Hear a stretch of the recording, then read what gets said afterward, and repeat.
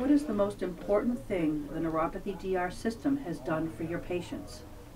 For my patients, it's been fantastic. I have people that they have their life back. They were in so much pain.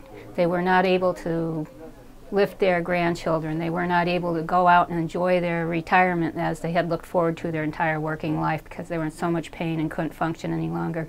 And now they can enjoy life again. The horrible pains that they were having in their feet or their hands, they're able to use their hands again. They're able to go on vacation and do all the things that they want to do. Sometimes as simple as go grocery shopping for themselves and drive again and be able to just do normal life.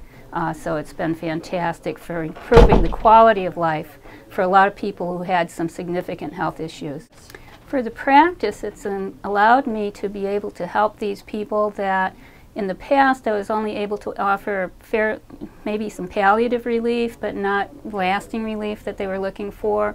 And it's opened up a whole new area of being able to treat more people and made life a little more interesting for me because it's a challenge every day.